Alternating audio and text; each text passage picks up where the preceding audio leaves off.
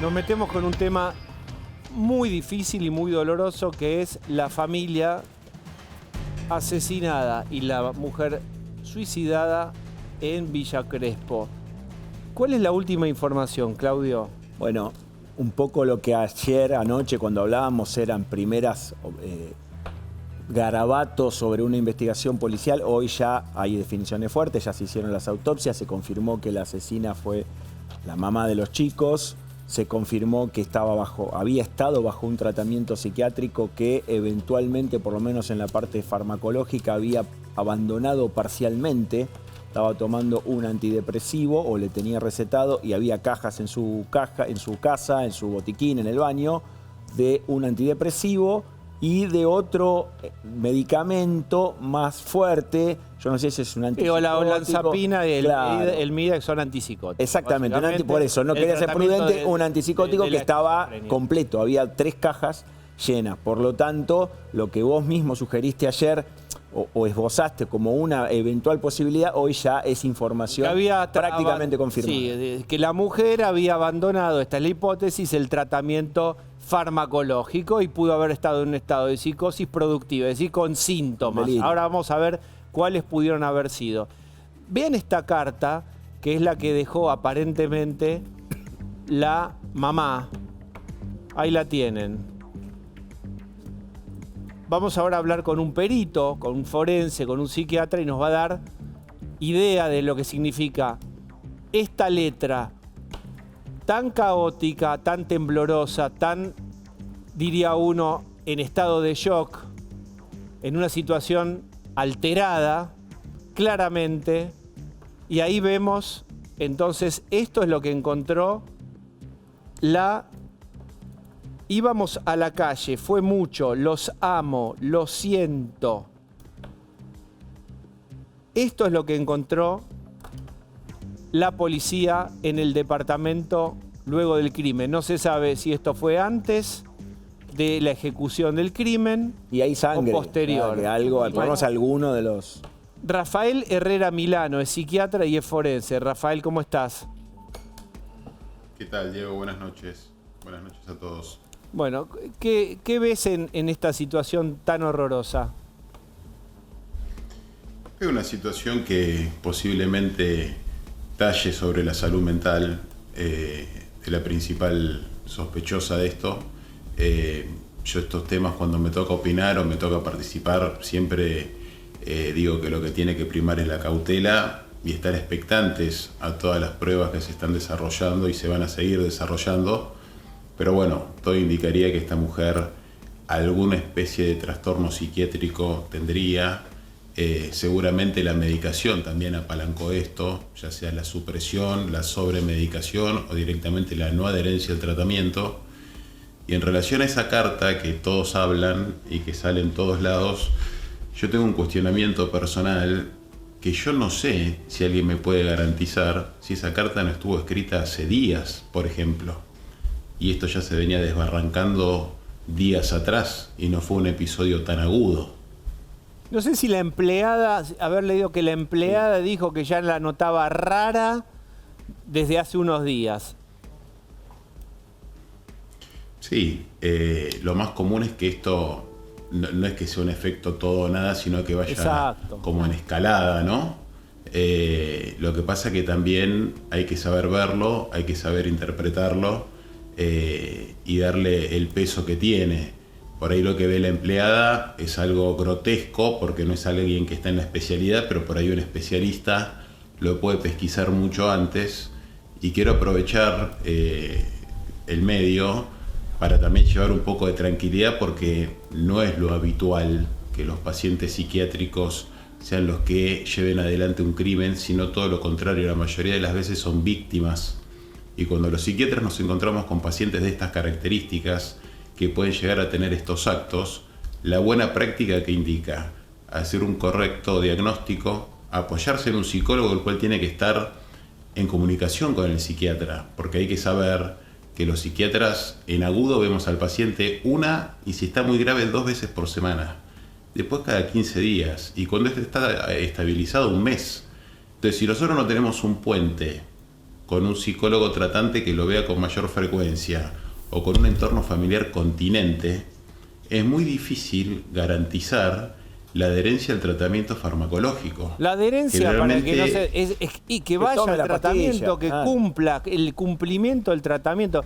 Yo lo que decís vos, Rafael, sabés que lo hablábamos en la reunión de producción, y yo les decía que es, por supuesto, lo que uno más lamenta es la pérdida de vidas, la catástrofe para toda la familia, los chicos, horrible de imaginarse o pensar.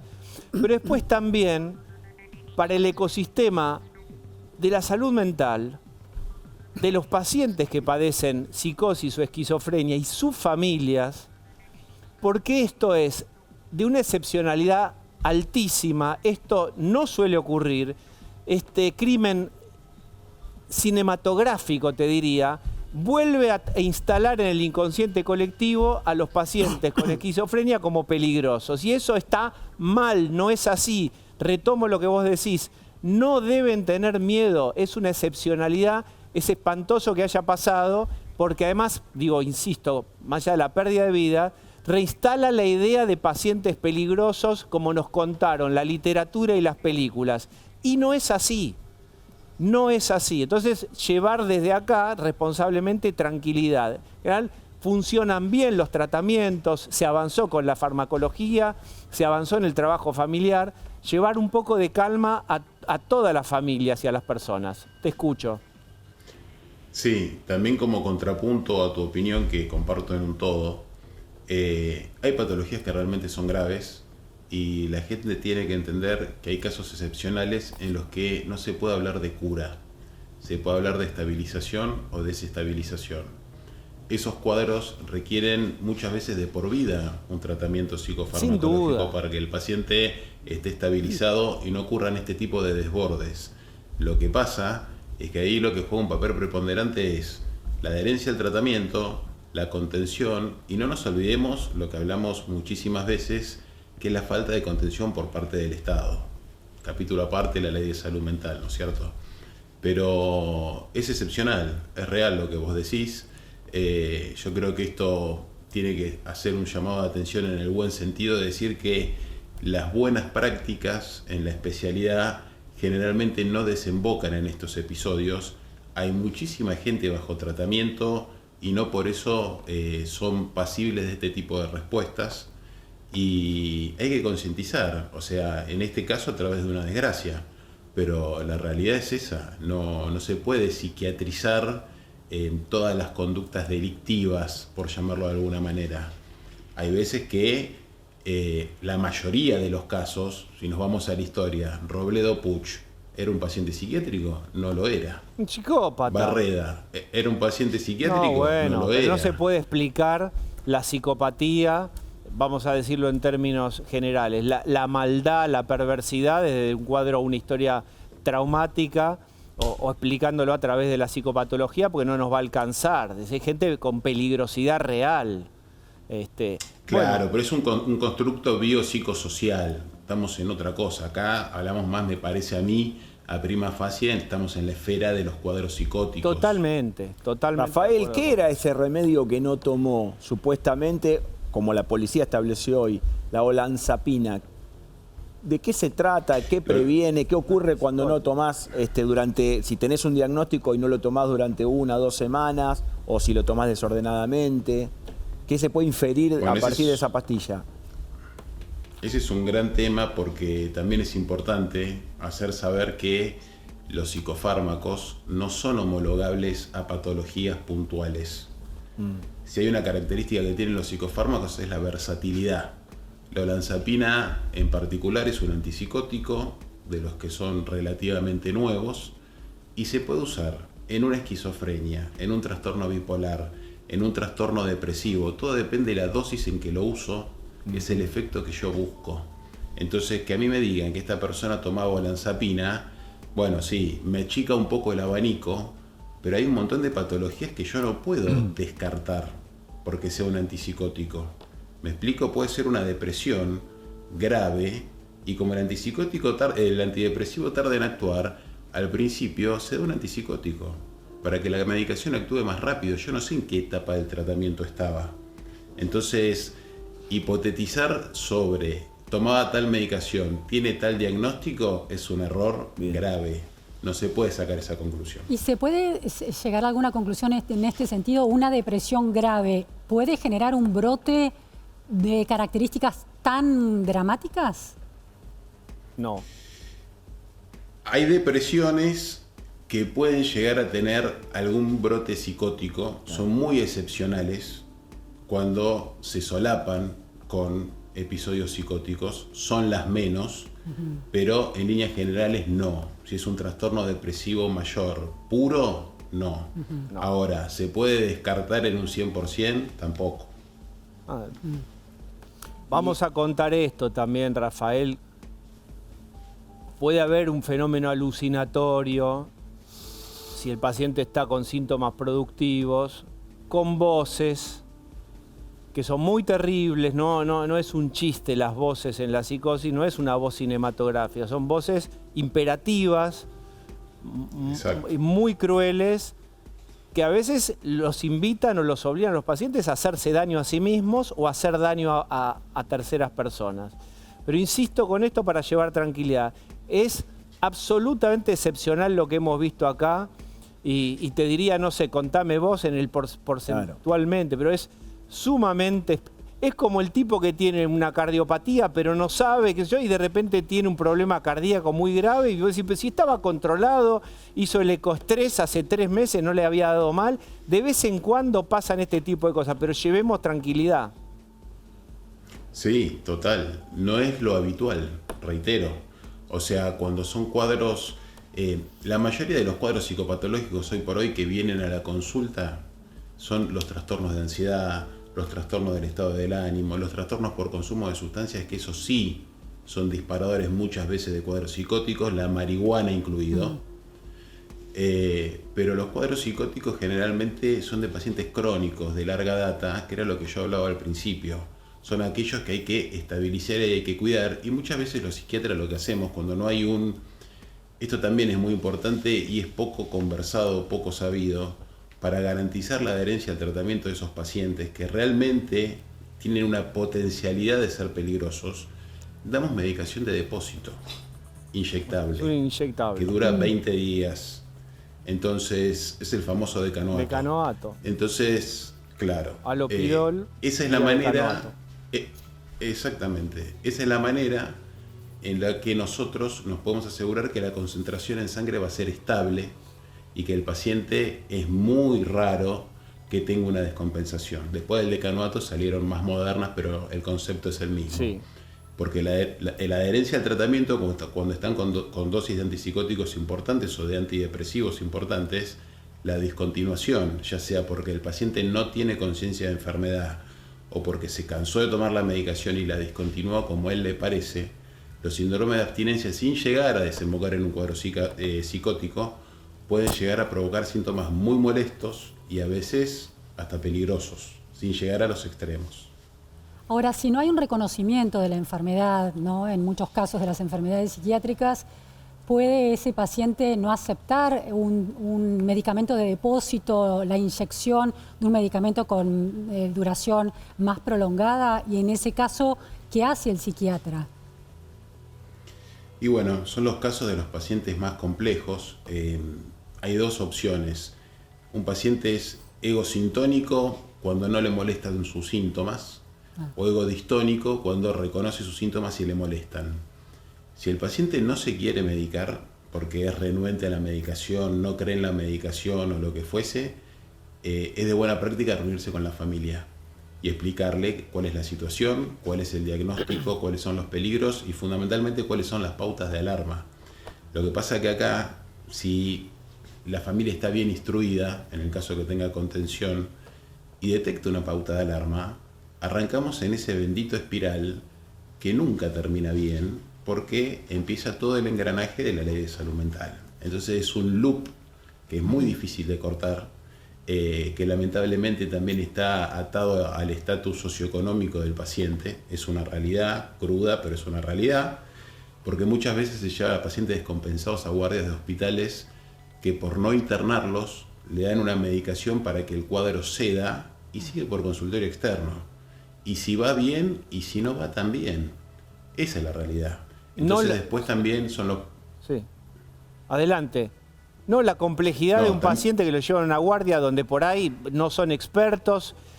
Los pacientes psiquiátricos son caóticos para el resto de las guardias, se los quieren sacar de encima. Estoy hablando de buena fe por ahí. Le dan un ansiolítico, alguna cosa y los despachan.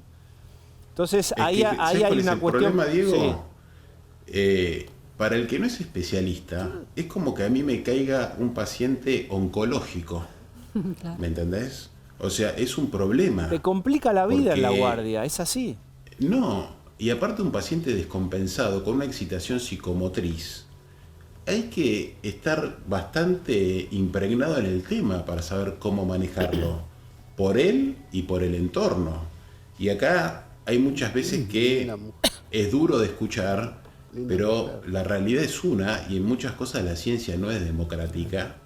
Cuando un paciente tiene un cuadro de excitación psicomotriz o un brote psicótico agudo, hay que darle medicación intramuscular y muchas veces son antipsicóticos contra la voluntad del paciente. Si hay riesgo cierto, inminente, que quiero que vos lo expliques qué es, se pueden tomar decisiones, porque si no hay conciencia de enfermedad y hay riesgo y hay peligrosidad para sí mismo, para terceras personas, se debe actuar.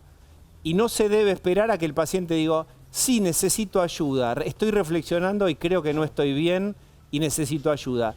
Eso no suele pasar en este perfil de pacientes. Contalo vos. No, acá hay una situación, a ver, es mundo ideal versus mundo real. Yo te lo voy a extrapolar a un caso que yo creo que es de todos los días, que son los pacientes que consumen, tienen consumo problemático de sustancias y la familia no sabe qué hacer. Total. Y por ahí logran un día llegarlos a un centro especializado y ese día el paciente está bien, o porque no consumió, o porque tomó parte del tratamiento que en algún momento le dieron. Entonces el psiquiatra que lo ve ese día dice, esta persona tiene capacidad para decidir. Hoy no está peligroso, entonces no está para internar. Ven la foto, no ven la película. Entonces el riesgo, famoso riesgo cierto o inminente, si ustedes ya lo piensan, es como una falsa premisa, porque si es un riesgo no puede ser ni cierto ni inminente, es una probabilidad eso. Entonces es muy difícil en ese marco, cuando el paciente está para internar, porque es peligroso, como antes decíamos, para sí o para terceros en vez del riesgo, y hay que judicializarlo, es mentira que es sencillo de judicializar. Vos imaginate un cuadro de un paciente con una excitación psicomotriz a las 3 de la mañana en un domicilio particular. ¿Cuál es el primer paso que das? ¿Llamas a la policía? Sin una orden judicial no lo toca. ¿Llamas al SAME? Tenés que tener la suerte que te toque alguien que tenga un especialista en psiquiatría, porque un médico clínico no lo sabe manejar la urgencia. Entonces, las familias muchas veces, cuando no tienen una buena prepaga o una buena cobertura, se encuentran en esta situación que termina en fatalidad. Pero vos con criterio médico no podés internar y tenés creo que hasta 12 horas para avisarle al juzgado. Si vos ves como psiquiatra riesgo cierto inminente y tiene criterio de internación y tiene peligrosidad, vos lo internás y tenés una ventana de tiempo para avisarle al juzgado. Y si después el juez no te autoriza, el paciente saldrá. Pero vos tenés esa ventana de autoridad para accionar sobre la escena peligrosa. Se necesitan dos especialistas. Uno que sea interdisciplinario, eso es la ley de salud mental. Está bien, pero yo te lo voy a llevar al plano práctico. Vos estás en un consultorio y viene un paciente que yo considero que está para internar. Digo, bueno, está para internarse. No me quiero internar, te dice. Y el paciente se va. Abre la puerta del consultorio y se va, porque vino solo. El paciente se fue a la calle.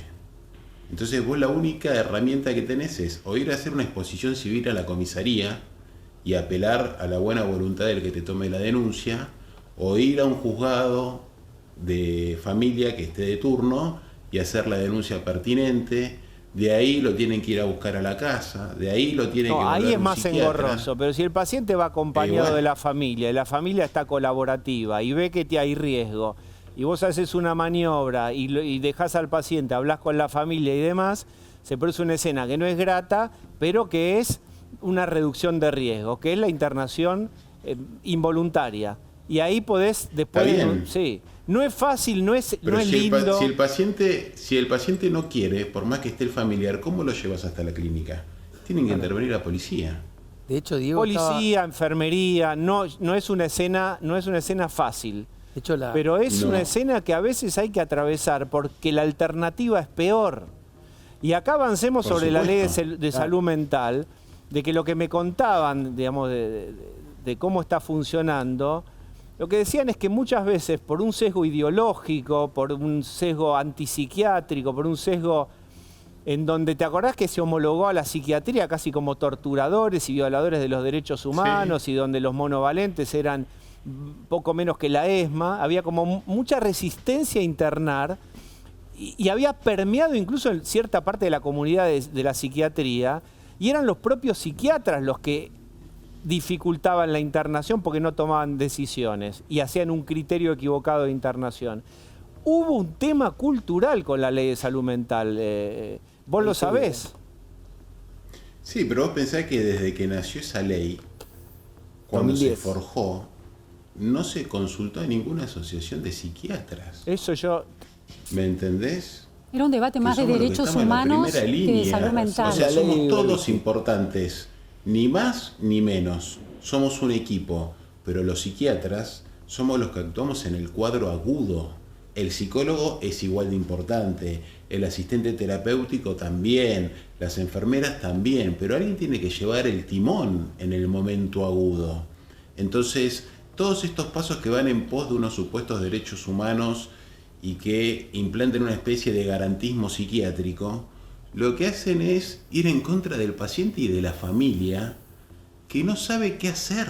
Había una romantización de la enfermedad mental, en mi humilde punto de vista, conozco igual del tema, había un prejuicio enorme, se creía que en general al paciente se lo quería callar, casi como si fuera, como si estuviera romantizado, y se los estigmatizaba a los psiquiatras, se los homologaba con una especie de poco menos que torturadores y violadores de los derechos humanos, y ahí se quiso equiparar, y de hecho se hizo en la ley de salud mental, dividir la decisión de la internación con el famoso equipo interdisciplinario. Yo creo que está bien que haya un equipo interdisciplinario con una segunda opinión. Ahora, después hay un criterio concreto psiquiátrico que hay. El psiquiatra bien formado tiene en ese momento una ventaja sobre el resto del equipo por su propia formación. Bueno, fue una ley muy antipsiquiátrica. Este fue el problema, muy ideologizada. Pero Diego, en un momento de la ley, en un artículo que no me acuerdo cuál es, esbozaban como que los psiquiatras usábamos la medicación a modo de castigo para los pacientes. El chaleco químico. Claro.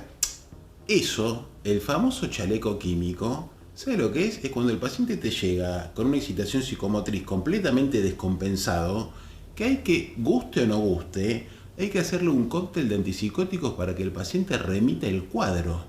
Ese es el famoso chaleco químico. Sin ese famoso chaleco químico, el paciente se desborda, te sale corriendo y te atraviesa una ventana. Se tira perdón, yo sé que es rudo. Se puede tirar al tren.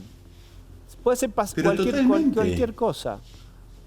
En 2016, la gestión de Cambiemos intentó cambiar la reglamentación para sostener una mayor evidencia científica en los tratamientos, en la línea que planteaba Diego, de, bueno, hay una farmacología que funciona, reivindicar eso, y hubo objeciones desde el CELS en la línea de los derechos humanos. También ese contexto cultural fue muy determinante, el modo en que se concibió la ley y los debates que siguieron a la ley después. Sí, bueno. Yo estuve en el Senado cuando se hizo una presentación y había sectores, había madres del Paco, madres de chicos adictos que no tenían dónde internar a sus hijos, que se les morían en la calle y llorando les pedían a las autoridades que escúchennos, por favor, escúchennos, necesitamos que los puedan internar. Y no había escucha para eso en ese momento. Estaban sobre su propia ley, la habían blindado y no escuchaban lo que estaba pasando en la comunidad, sobre todo de los familiares de adictos. Yo no sé si eso se flexibilizó un poco o no.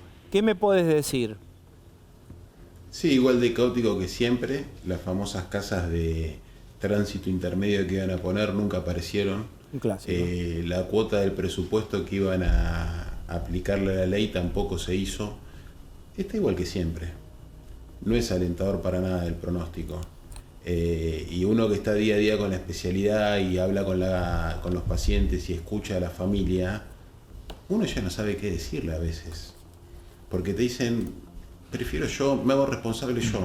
O sea, dígame qué medicación toma, yo se lo doy, yo se lo administro, yo firmo. No quiero pasar por el tema de la internación.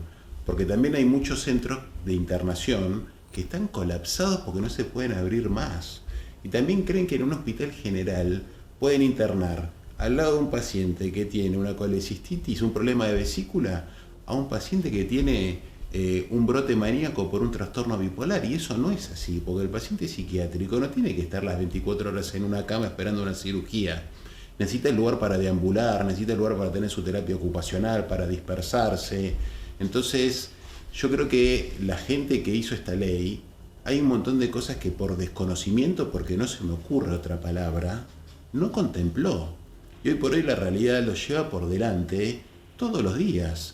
Y todos nos escandalizamos cuando aparecen casos como este, como el del policía ahí, creo que fue en Figueroa Alcorta, claro, como el de Chano. Sí. Bueno, pero es todo producto de lo mismo. Es así. Entonces, si no se trata el problema de raíz, estas cosas lamentablemente van a seguir apareciendo y nos vamos a acordar con las desgracias cotidianas que vivimos. Rafael, muchísimas gracias. Un gusto, como siempre. Saludos para todos. Muy bien, vamos a cambiar de tema. Uno de los temas del día, ahí está. Es un cambio de régimen, es algo muy profundo que apunta a devolverle la libertad a la gente, la libertad de sus ahorros. Tus dólares, tu decisión. O sea, lo tuyo es tuyo y no es del Estado. Podés gastarlo y usarlo como quieras, sin tener que andar demostrando a cada rato de dónde lo sacaste. Tiene que quedar muy claro, Arca va a poner foco en la facturación y los gastos deducibles, no así en los consumos personales efectuados por consumidores finales ni en la variación patrimonial.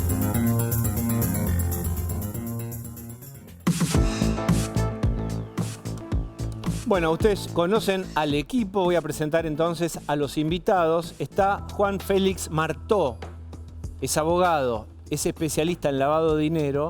Contanos un poco de dónde venís, que es muy interesante, Juan. Mirá, Diego, fui coordinador nacional de la Argentina en 2 oportunidades, en 2 administraciones completamente distintas y hace 20 años que trabajo en esta temática. El lavado. Sí, es lavado y prevención, obviamente, financiación del terrorismo. ¿Y? Financiación del terrorismo. Financiación del terrorismo. Bien, está entonces Juan, está también César Litvin, ¿cómo estás? Hola, un gusto estar acá. Bien, y está también Federico Domínguez, que es asesor financiero. ¿Cómo estás, Diego? Bueno, también tenemos en la poltrona roja a Fernando Iglesias, que nos va a acompañar. ¿Cómo estás? ¿Cómo te va, Diego? ¿Bien? Bueno, bien. Empiezo con vos, Juan. ¿Miro para allá? Mirá para donde vos quieras. Mirá el horizonte, si querés mirar... No, mírame a mí. ¿Cómo ves este anuncio? No sabemos algunos detalles. ¿Qué te parece a vos? Muy concretamente, lo que pienso es que el presidente Milei ha sido absolutamente pragmático en esta medida. Fuera de todo lo que se decía, el presidente... Yo imagino la toma de decisión de esta manera. A ver. De modo concreto. Dentro del gabinete. Muchachos, es urgente que la economía se movilice. Hagamos todo lo posible para que los sectores de clase media, que es un sector acotado de la sociedad argentina, profesionales, gente que tiene capacidad de ahorro, movilicen de una vez los dólares que los necesitamos de modo urgente. Ahora bien, y esto es muy importante, no vayan a arruinar ninguna relación estratégica que la Argentina tiene, especialmente con los Estados Unidos, que es una relación que yo he construido de una manera inédita en la historia de la Argentina. De modo tal que si estas medidas afectan de alguna manera la guerra contra el terrorismo, contra la financiación del terrorismo, y la guerra contra el dinero del narcotráfico, estas medidas no tienen ninguna viabilidad. Entonces, lo que escuchamos hoy, particularmente, lo que escuché con mucha atención, es exactamente esto. Las medidas quedaron encapsuladas en el segmento tributario. Hubo una serie de medidas importantes para aligerar una burocracia que era insoportable para cualquiera. Está bien. Entonces, el punto de partida que yo quiero reafirmar es, desde el punto de vista tributario, que no es mi temática, por supuesto, entiendo que las medidas son pertinentes, son de orden administrativo, aligeran una burocracia acumulada durante un montón de años, pero el presidente tuvo a bien salvaguardar un principio central de la política, que es el siguiente. Lo primero es la seguridad nacional. El bienestar económico solo puede concebirse si tenemos orden institucional. Entonces, de esa manera yo apoyo completamente estas medidas. Bien, ahora te voy a preguntar si puede servir para lavar o no, porque está esta prevención también. Y todos los lavadores, toda la guita negra, el narco, contrabando, le facilita la vida. Vuelvo a vos en un ratito. César. Yo tengo la misma mirada que Juan, estoy de acuerdo con estas medidas.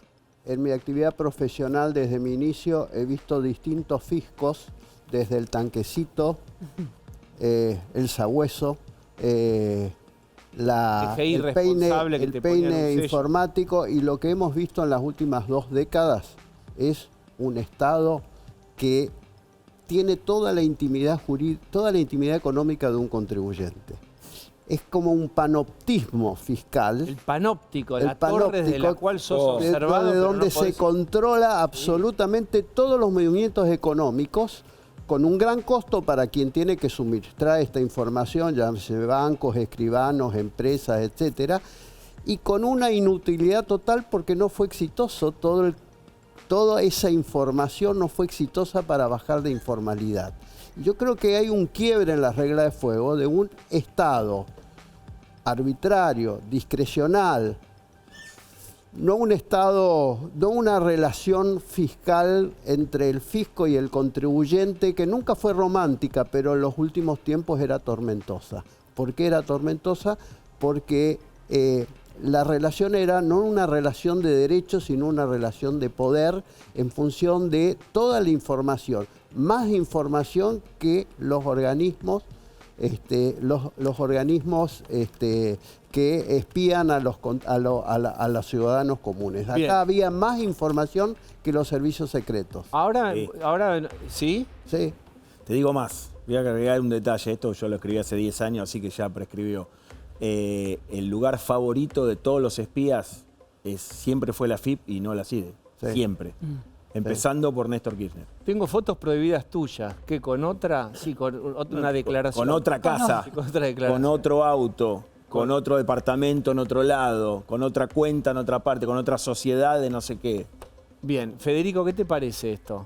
Yo como lo veo, Argentina es un país que durante las últimas décadas violó de forma sistemática los derechos de propiedad.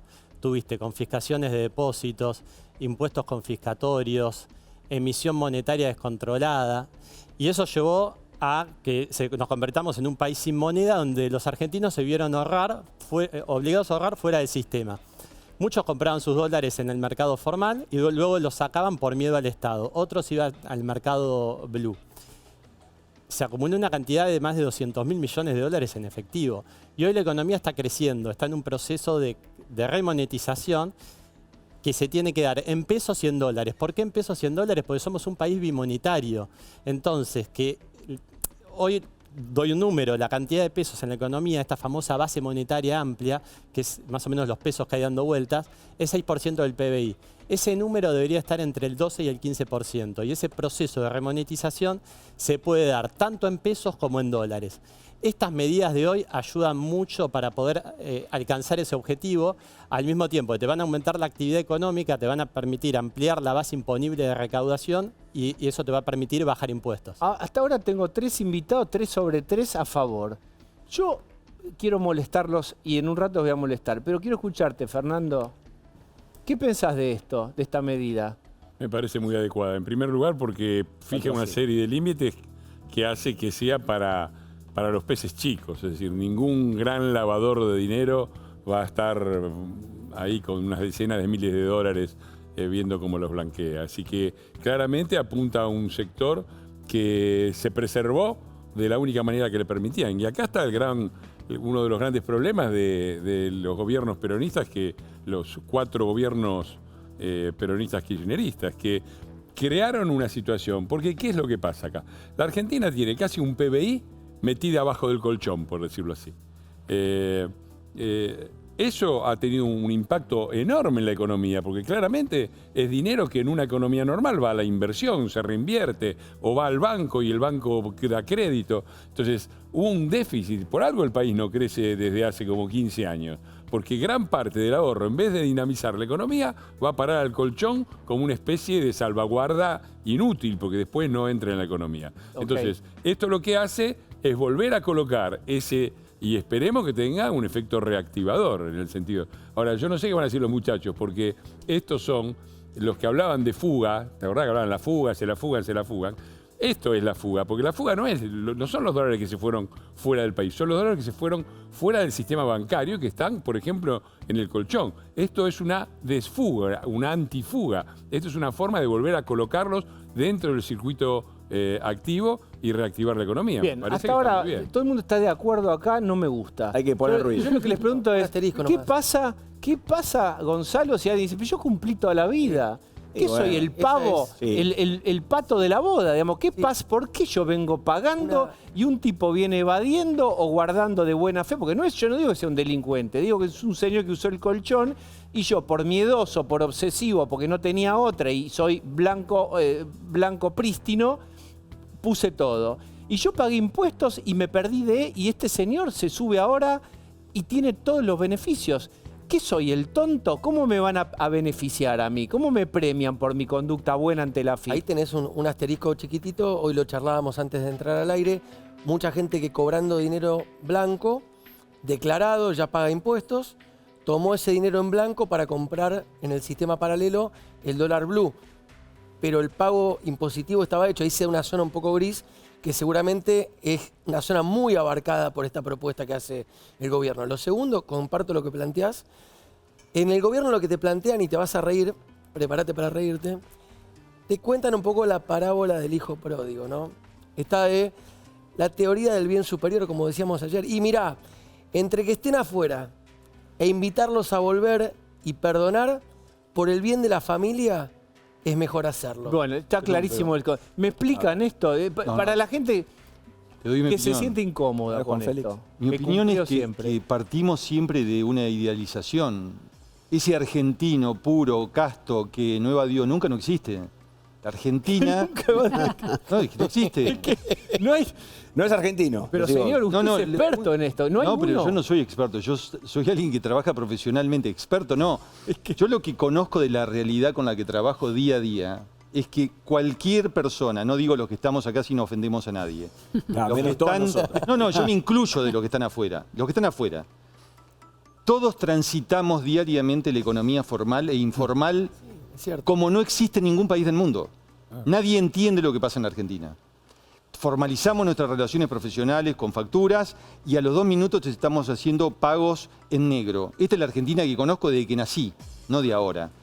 Entonces, la crítica al gobierno desde el punto de la austeridad, de la integridad, porque muchos...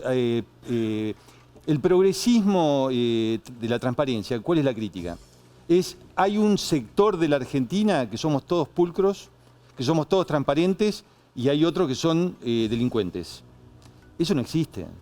Los que trabajamos día a día, tributamos y tratamos de tener una vida ordenada, aún así estamos atravesados por el 30 o el 40% de la economía informal. Esta es la Argentina real. Entonces, ¿podría haber, los controles cómo van a hacer? ¿Podría subir la informalidad o va a bajar la informalidad? ¿Cómo va a pasar? Mirá, yo creo que la informalidad. Acá hay dos etapas. Y de alguna manera sí, lo que se están es restringiendo. O sea, si las reglas habían avanzado hasta acá, están retrocediendo. La cápsula de reglas que hacían que cada uno tuviera que estar imaginando cómo funcionar en un sistema donde había ya cepos y todas estas trabas que nos contaba. Al panóptico, evadiendo. Al panóptico le apagás un par de reflectores, digamos. ¿Por qué? Exactamente. ¿Cuál es el incentivo para sacar del colchón? No, el incentivo para sacar del colchón es que va a haber un relajamiento, sube el radar, ¿sí? Van a estar fuera del radar muchísimas operaciones. Por ejemplo, hoy por transferencias bancarias se informan las que son más de 1 millón de pesos. Ahora sube a 50 millones de pesos. Así que va a haber más libertades económicas, menos información va a tener el fisco. Menos información va a tener. Más privacidad también. Privacidad personal, más libertad económica. El fisco en menos determinados contribuyentes no va a mirar los consumos, y no va a mirar tampoco los incrementos patrimoniales. Y hay una segunda etapa, que es la que le pone el broche de oro a esto, que sería el dar seguridad jurídica a los que van a tomar esta decisión, es que falta que pase por el Congreso la modificación a 3 leyes. Bien, necesito medio párrafo de cada uno. ¿Esto reactiva o no? 100%. En este momento la economía está creciendo por arriba del 6% anualizado. La inflación está bajando, seguramente mayo termine por debajo del 2%. Y Argentina, en este contexto de crecimiento, donde hay sectores con muchísimo potencial, como agro, hidrocarburos, minerías, servicios tecnológicos, y la macro que se está estabilizando con crecimiento del crédito, necesita mucha más inversión. Fuimos uno de los países que menos inversión tuvo en relación al PBI durante las últimas décadas en Latinoamérica.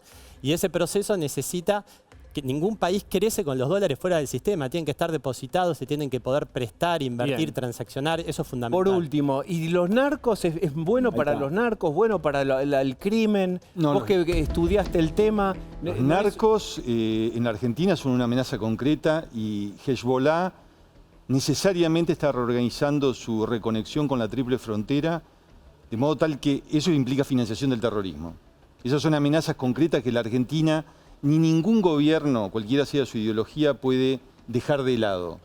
Lo que estoy señalando simplemente que las medidas que se acaban de tomar o se anunciaron que se van a tomar no ponen en jaque la guerra económica que hay que librar contra estas... No se las hace más fácil. No se las hace más fácil porque el riesgo que generan es de otra envergadura a las que están apuntadas estas medidas. Entonces, si vos me permitís, Diego, cualquier acción de este tipo que intente incentivar la economía, no es mi especialidad, ojalá que al gobierno le vaya bien, tienen que ser necesariamente complementadas con una estrategia de análisis de riesgo que permitan definitivamente apartar la paja del trigo y decir, los contribuyentes que pagan no pueden seguir con este peso. En cambio, los delincuentes que están vendiendo dólares o teniendo testaferratos o moviendo o comprando departamentos, tienen que perder en serio en la Argentina. Bien. Esta es la etapa que viene. Nadie se va, porque yo voy a hablar con alguien.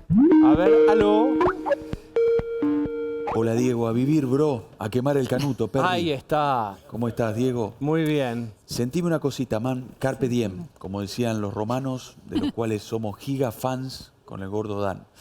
¿Y qué significa carpe diem? Que significa? Hay que vivir el presente, presente y nada más, como cantaba Box Day. Claro. ¿Sí, Rey? El presente todo y nada fugaz, más. Sí. Todo es fugaz. Aprovechá el día porque mañana sentís un dolor en el pecho y ¡pum! Se terminó todo. Se apagó el velador, cae el telonardo, tierra, nicho o bóveda. ¿Cachai?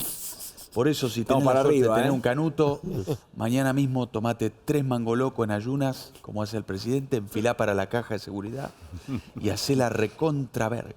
Que nosotros no vamos a ser vigilantes. Ustedes tampoco no, pero, te me compres, pero Dios no lo permita, vuelve otro y después dice, pero, a ver. Claro, bueno, hay que votar bien, lo dijimos, hay que votar bien. Nada de que viene un Santoro, que es el yerno que quiere toda madre, y te compras otra vez ese verso de que volvieron moderados. No, al Cuca ni cabida. No, esto es para adelante, para Frenchy y seguir. Ya lo llamó Mauricio, ya bueno. ya capituló, ya Mauricio entendió que se me llevo bien ahora con Sturzenegger. ¿Por qué es? Porque no está Marcos Peña rompiendo las pelotas en el medio. Porque no está... Se fue la culpa. Ahora, ¡pum! Derecha. Bueno, muy bien. Sí, así que si tenés un groncho, un morocho, dale, blanquealo. Es acá, es ahora, es así. Muy bien. Perdón, Diego, pero Javier me contagia eso, la efusividad.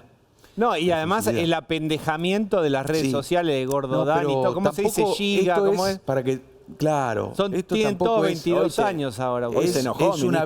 Es una vista gorda, pero tampoco es una giga, mega vista gorda. Tampoco te me compres el barco de Insaurralde con carpa, pero hasta 100. El bandido. Claro, vos fumás, Diego, que no te suena al radar. La Clerici se ríe, Caputo. La Clerici dijo que ella tenía una actividad, justamente podría blanquear, porque justamente la Clerici ella tenía una actividad privada que ejercía el masaje, no sé cómo lo explicó. El acompañamiento no terapéutico. Y no, dijo más. Dijo que ella no tenía la culpa. ¿De verdad? With happy end. Que no tenía la culpa si no había un casillero en la lista de actividades de la AFIP que nombrara la suya. Yo no tengo la culpa si no hay un casillero que dice lo que hago yo. Mira, dame la mano al Hotel May Luis y aceleremos. Bueno, está bien. La vida es una, eso sí, no te pases de listo. Bien. Y si nos matamos, nos matamos. Si nos matamos, nos matamos. Mira, mis amigos me dicen José Transparencia. Está bien. Pero para los que alguna vez no declararon, esta sí que es una reoportunidad. Ministro, no te pases de listo. Hoy le dijeron que usted tiene bajo el colchón también, ¿eh? Rectificate en este instante. Claro, ¿qué estás diciendo? Hoy le preguntaron... ¿Vos estás diciendo que yo la tengo en el colchón? No, rectificate en este instante. Dale, Moncloita, rectificate en este instante. Gracias, ministro. Gracias. Fernando Iglesias, ¿qué quiere decir? Muchas gracias, Presi, ese intercambio entre Macri y Milei. Hay tabula rasa otra vez. ¿Cómo ves este momento de reactivación diplomática? Yo quiero verlo como que aprendemos de nuestros errores. Yo lo dije públicamente antes de que empezara la campaña, cuando apenas empezó la campaña, que me parecía un enorme error ir en listas separadas y pelear por el mismo electorado, porque eso necesariamente te lleva a hablar mal del otro. Y hemos pasado un par de meses complicados con el PRO criticando al gobierno nacional, con la Libertad Avanza criticando al gobierno del PRO. Me parece que al gobierno de la ciudad del PRO, me parece que eso no ayudó, no ayuda. Seguir con esto hasta octubre verdaderamente sería una locura. Y me parece que se están dando los primeros pasos para normalizar esto. Acá hay dos grandes... es decir, si la Argentina evitó la hiperinflación, la hipercrisis que nos dejaron, como dejaron, dependió de dos grandes fuerzas políticas, de un músculo político que estaba integrado por la Libertad Avanza, que es el gobierno nacional, y por el acompañamiento, sobre todo parlamentario, y sobre todo de mi bloque, el bloque de diputados del PRO. Romper eso y permitir todo lo que pasó fue un error que espero que se corrija. Y digo una cosa más, me parece excelente que avancen en la provincia de Buenos Aires. Ahora, creo que hay que hacerlo en el resto del país, porque yo me imagino la campaña. ¿Cómo vamos a hacer? En la provincia de Buenos Aires, la Libertad Avanza y el PRO a los abrazos, y en la capital federal otra vez a pelearnos por el mismo electorado, tirándonos piedras de un lado a otro. Me parece que hay que tener un poco de visión, de grandeza, y que tenemos que reconstituir algo que no debe ser dañado si queremos garantizar que el país vaya para adelante. Hay que gestionar y gobernar un país y una ciudad, y eso es tener responsabilidad. Bien, provincia de Buenos Aires, el lugar donde podría participar Cristina Kirchner. ¿Participa Cristina Kirchner? Y le pregunto primero a Claudio, ¿qué pasa con la Corte? Porque después del pronunciamiento del procurador, debería en algún momento o no ya está lista, decir... Ya está listo para que se dictamine si se acepta o no el recurso de queja de Cristina Kirchner en su condena por el caso de corrupción vialidad. A ver, la Corte lo puede hacer en cualquier momento, lo comentábamos acá, y en el momento que diga esto, salvo que abra el recurso, que es decir, bueno, a ver, lo voy a analizar, primera respuesta, y entonces todo entra en una pausa total, pero a la luz de lo que fue esta causa y a la luz de los antecedentes de la jurisprudencia de la Corte, esas dos avenidas te dan en una esquina. Y la esquina es artículo 280, acá no pasó nada. En el momento que salga eso, yo te contaba, la semana pasada, sale un camión celular para la calle San Juan, acá, o para Garay, no sé dónde vive la doctora Santiago del Estero, acá a poquitas cuadras del canal. Esa es la hija. Le tocan el timbre, abajo, por favor, tráigase cepillo de dientes.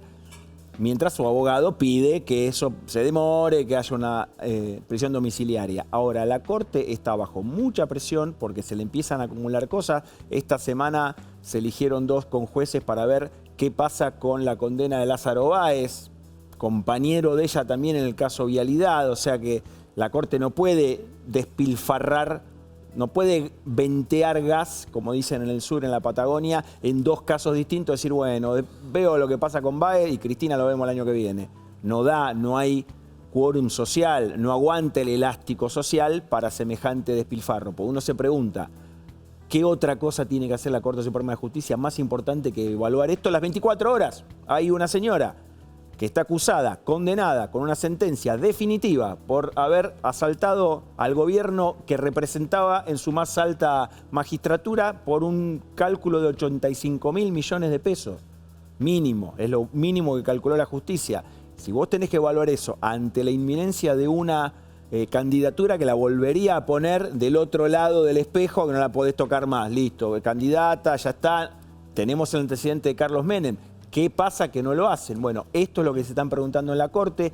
Todo está en manos del doctor Rosati. El presidente de la Corte es el que dice, esta semana vamos a hablar de esto. Si él no dice, estos temas son los que van, no ocurre. ¿Qué pensás vos sobre esto, Juan?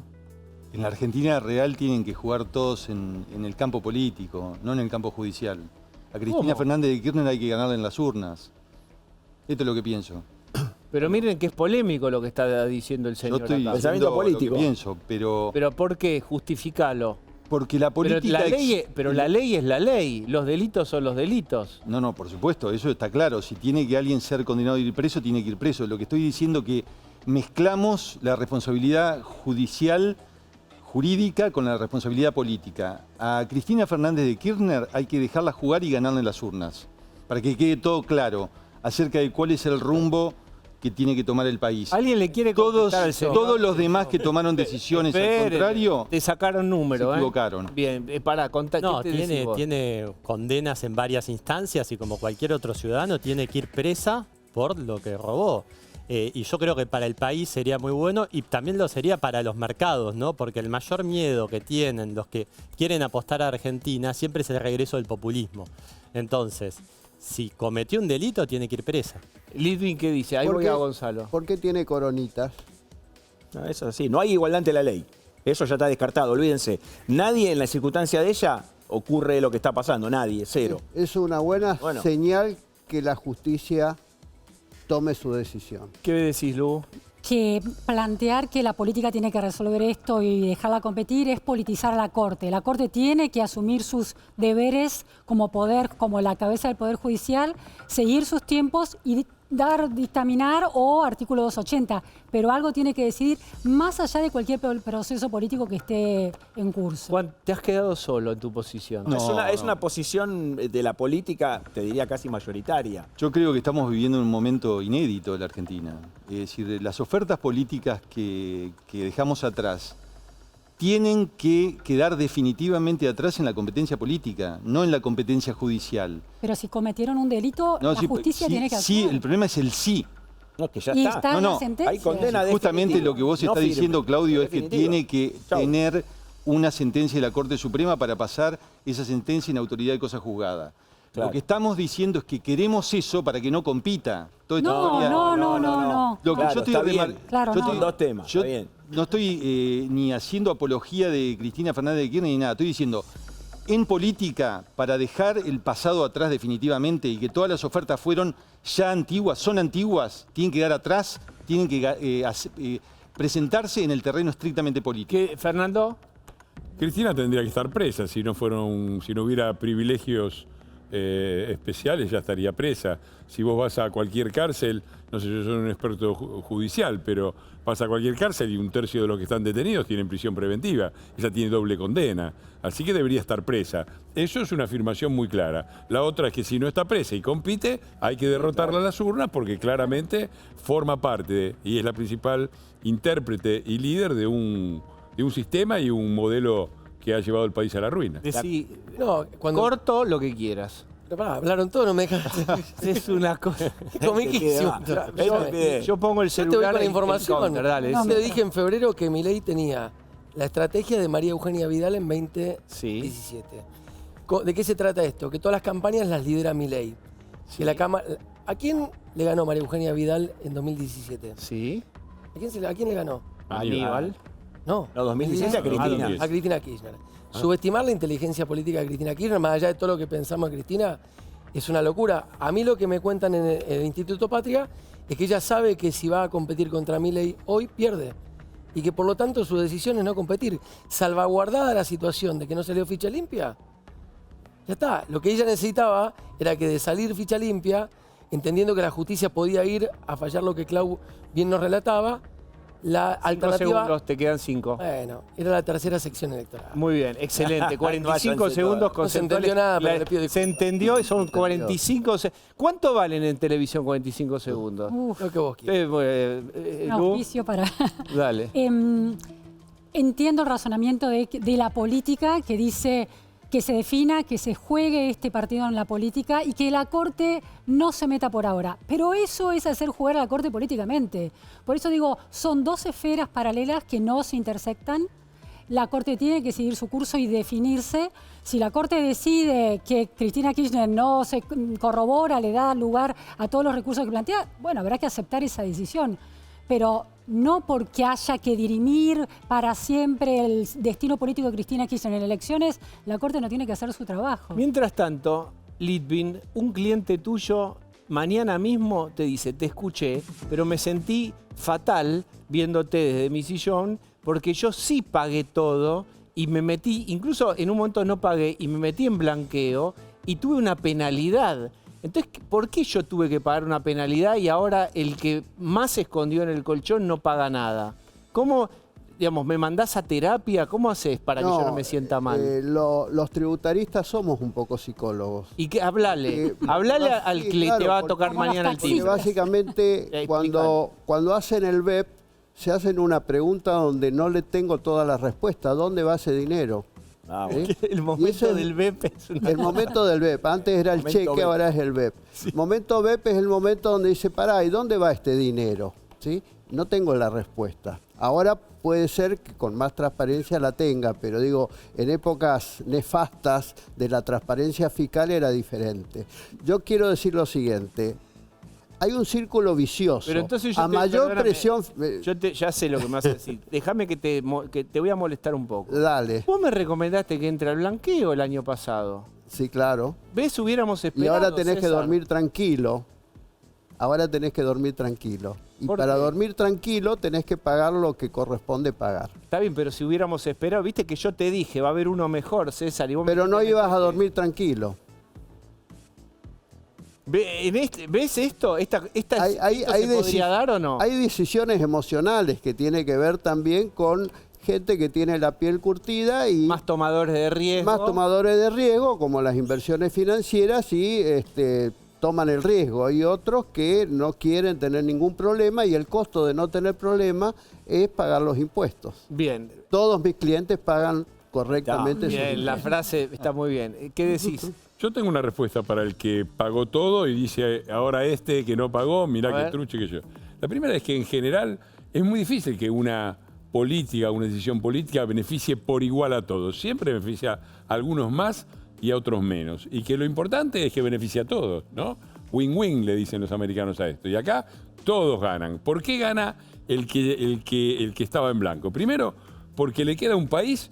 Viene de un país que hace 15 años que no crece y entra en un país que está creciendo y puede crecer más. Segundo, porque compite, estando en blanco, con la mitad de la economía que está en negro. Si vos vas blanqueando y vas poniendo todo en blanco, vas equilibrando esa competencia. Entonces me parece que en ese sentido también gana ese. Menos que el otro, y es injusto, sí, pero gana. ¿Esto es la teoría del bien superior que vos decías? Yo creo que sí. En un punto, si esto después repercute en mayor recaudación de impuestos, mayor redistribución del dinero. Pero ahí hay un punto también, si me permitís, que es que uno de los problemas que hay es que como son pocos los que pagan impuestos, la carga fiscal es más alta porque les tiene que sacar todo a la mitad. Si vos metés a los otros entre los que comparten la carga fiscal, es razonable pensar que al que está pagando ahora por los dos, empieza a pagar cada vez menos y efectivamente el gobierno está bajando impuestos. Ese es uno de los puntos que subrayó el ministro de Economía Caputo. Bien, tengo gente, a ver.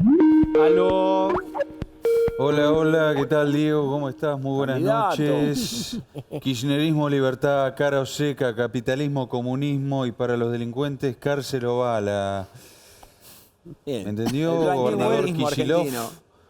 ¿Me entendió el gobernador Kicillof o justo cuando dio esa clase le hizo un paro Baradel? No hace Baradel en la provincia. Y ahora se está retomando. Ahora volvieron y me enteré que el gobernador les va a descontar el día de huelga. Mirá. ¿Pero es UTEBA, es Baradel? Empezó, sí. Es la FEB. ¿O es la otra, o es el otro? Era la Federación Bonaerense. La Federación. Bien. Mirá, ahí está. Mirá. Anoche también lo vi en A Dos Voces a Carly Bianco, la mano derecha de Axel, o la mano izquierda, mejor dicho. Y el tipo muy suelto de cuerpo decía, somos orgullosamente kirchneristas. ¿Vos entendés, Diego, que tienen todo inundada la provincia, arrasada por la inseguridad y te picantean igual? Parecen los termos riquelmistas, basta de eso. Después, más adelante volveremos a definir bien el trazo fino, pero ahora es cambio o mafia. Corta, Corta. Y esto se lo digo para Santilli y Ritondo. A ver. Vengan ya. Porque el capitán Reposera ya está con los lienzos bajos. Y la gente está harta de un estado elefantiásico, inoperante y chorro.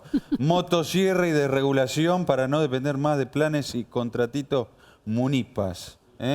Con el método Axel no crecemos desde 2011. A ver si se nos queda en la cabeza. El otro día, permítame, el otro día hubo una visita acá que usted estuvo muy cerca, estuvo Horacio Rodríguez Larreta, ¿le suena? Upa. Sí, tabula rasa, no importa. Sí. Pero ¿cómo explica No, ese tránsito? No, tabula rasa. Mirá, todo quedó en el pasado. Ahora tabula rasa. Make antiperonismo great again. Porque enfrente está la mafia, viejo. Y ellos nunca dudan en hacer cualquier cosa para ganar, Entonces no seamos giles. Además, si llevaron a Lustoli, Povesky y Pichetto en la lista, ¿por qué no me van a apoyar a mí o porque yo no voy a volver a apoyar a Larreta? Bueno, es así. Tenemos que defender este presente. ¿Te acordás los gordos con pechera azul controlando el precio de la polenta? Sí. Bueno, no tengamos memoria a corto plazo, como la pescadita Dory, esa de Buscando a Nemo. ¿Te acordás? Sí. Que tenía memoria a corto plazo. Era cine, Era azul, Dory. Sí. Igual que la boleta esa que no tienen que volver a agarrar nunca más. Eso les iba a decir, sí.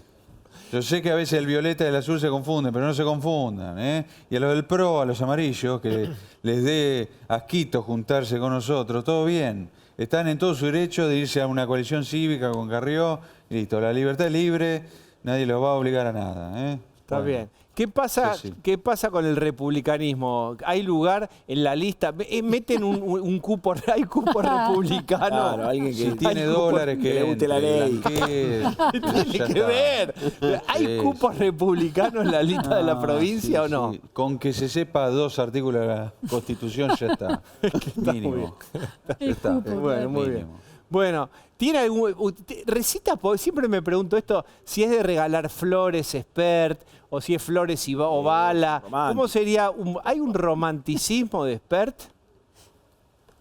¿Qué pasa? ¿Está cariñoso? Quiero saber otra. Quiero. ¿Tenés vértigo en la cola, Jayman? ¿Qué te pasa?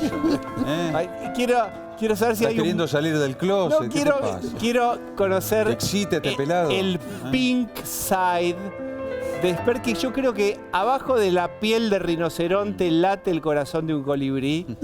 Y quiero. Aletea. Aletea. Tiene algo lindo. Por ejemplo, si tiene que seducir a una mujer policía de la provincia, a una policía bonaerense, ¿qué le diría? Bueno, con una policía medio difícil, no sé. Poneme esposas, sí, ahí está. en la cama. Ahí está. Sí. Muy bien. Se pone quiero colorado. Gomas y quiero balas de goma. Ah, muy bien. Ahí está, muy bien. Gracias, Esper. Muy bien. Déjalo ahí porque se pasa Ahí el está. romanticismo a la banquina. Va, Déjeme, vamos a cuidarlo para que no se pase. Hablando de dólares y balas, me excito. Bien, gracias, Esper. Pues estábamos en algo que era súper entretenido, pero no recuerdo qué era. No importa. ¿Qué era? No importa. No, estuvimos hablando de Cristina. Tenemos una tanda que es pero nos tenemos que ir. indispensable para la sustentabilidad televisiva. Dale.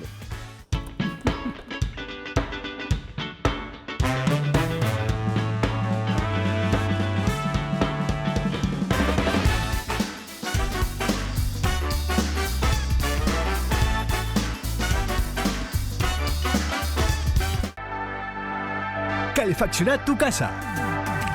Equipate para enfrentar el frío con la mayor variedad de productos y la mejor financiación. Hasta 40% off y 12 cuotas sin interés con envío gratis a ambas seleccionados. Naldo, un amigo de la casa. Vivita Forte Antigripal es la única bebida caliente que integra una eficaz receta medicinal que alivia rápidamente los estados gripales, descongestiona, combate el decaimiento, calma el dolor, la fiebre y la tos. Todo en uno, el doble de acción a la mitad de precio que otros.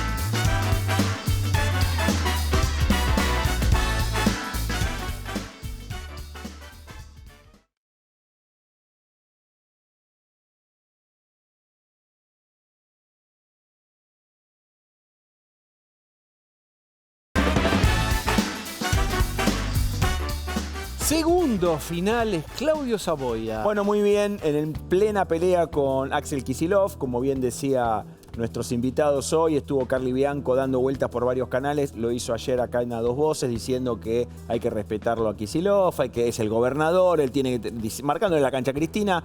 Vuelve Cristina Kirchner a una de sus apariciones medidas, ya sabemos, con una excusa, va a un barrio en Retiro, un barrio humilde, un lugar, va a hablar el domingo, vamos a la primera aparición después de ficha limpia, que no dijo nada, no hubo un Chemiley ni nada, y a la espera de lo que haga la Corte. Muy bien, esto ha sido todo. Ahora Darío Lopreita, hasta mañana.